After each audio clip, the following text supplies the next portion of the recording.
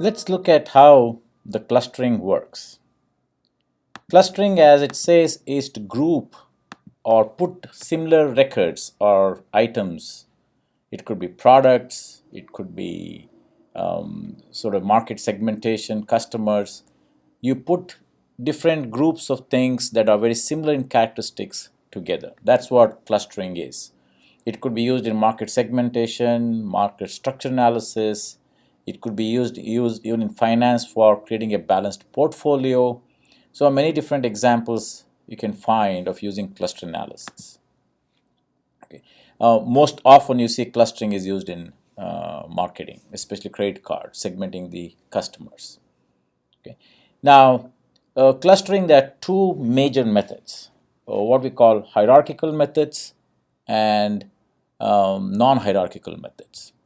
Instead of calling non-hierarchical, we'll see one of the most heavily used is the k-means clustering. As the term suggests, we come up with a known number of clusters. So you can choose to say 3 or 4 or 5 clusters. And then what we do is we come up with an arbitrary or a trial and error method of identifying the means of these clusters and then readjusting by trial and error until the cluster is robust. So let's take a very simple example. So often you see using income and your house size in square foot. So typically you see this behavior. You have income and then so let's take this two things. You tend to see there are typically, you can say there are two clusters in house sizes, and I can partition that. Maybe I'll put one here, one here. These are outliers, but you tend to see this is one cluster and there's another cluster. Higher your income, greater is the house size. They cite two clusters. Of course, you can have exceptions, few here, and it happens in reality often. So you now come up with two clusters, cluster 1, cluster 2. It's very easy to visualize when you have two dimensions. Income and house size are two dimensions. If you have 3 or 4 dimensions, then very hard for you to visualize these things, but there are mathematical ways of doing that. So how does this clustering work? What does it mean by saying k-means clustering? Okay. So let's take an example here with the same old example, or without saying what is there in the x and y axis. When you put the distribution might look like this.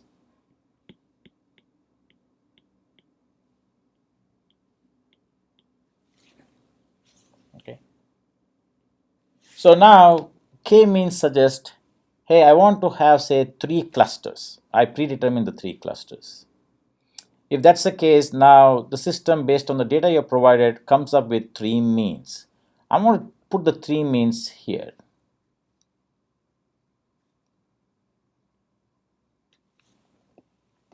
So now what it does is we'll group the cluster into 3 based on these means that you have selected, and there are methods to pick the appropriate one, and you club the ones closest to that particular mean. So you take this one, these are closer to this, I'm going to put it there. These are closer to this, so we put it in this cluster. So there is one cluster, there's a second cluster, likewise there's a third cluster. After having done this, what I will do is recalculate the means. So now the means, so you see these items, the mean might shift. So I'm going to try to replicate exactly what was there before.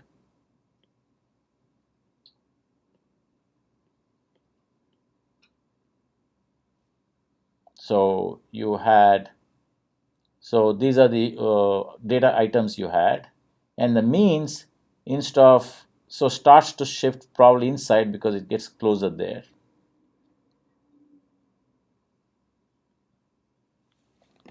Okay. Now Then you calculate the mean again. Now for convenience purpose, just to show you what happens, I'll put another item here in the old one. So this is in this particular group. It's now here. So now when you recalculate the group, I might recalculate where these things come. So you start to see these things belong here. Okay. Now these things also belong in this particular group. So this one item that you have now, we don't know whether it's there or here. So maybe this is closer to this mean. So I'm going to put it here now. This particular was there in cluster, say this is 1, 2, 3. So this particular item was in cluster 3. That item might move to cluster 2. So you see not much changes, but there's one change in 2 and 3. So basically this point moves to cluster 2. So you recalculated that again, the mean of these three for the 3 clusters, and redo the same thing until you start to see there is no movement of these points in different clusters. So you can do mathematically these things. The question is, how do you calculate distances from your mean? So there are many different ways to do it. One, you probably know how to calculate the distance between 2 points in a graph. So there is one point here and another point here.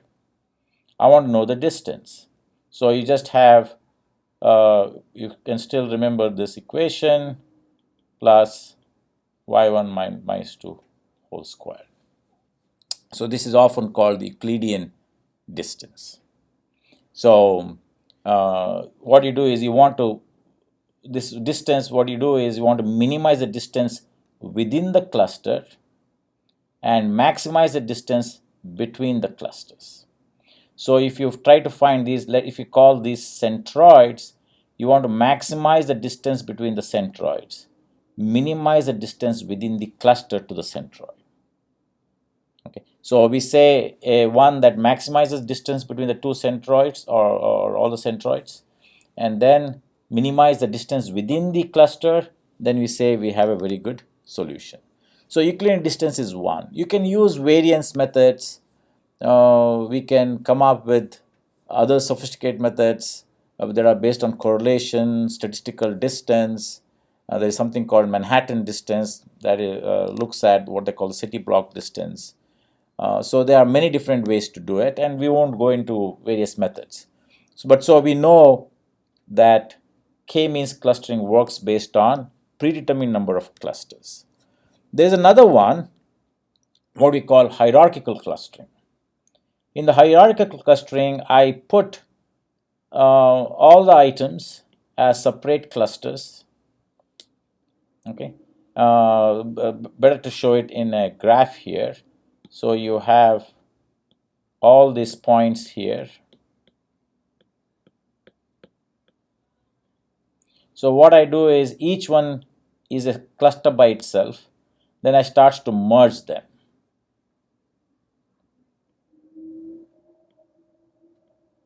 I might merge 2 of them at a time. This still remains here.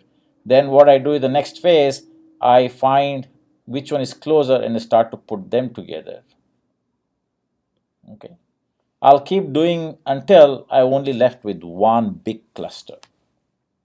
So now each cluster in the process, what you can find 1, 2, 3, 4, 5, any number of clusters you can find. So you can stop wherever you want. So that's the way it works. So it basically keeps merging. So each one is assumed to be a cluster by itself in the beginning, and you start to combine the ones that are closer to it together until you get only one cluster. For all practical purposes, we'll use k-means a cluster, and we'll show you in the next video how to use RStudio to do clustering using k-means.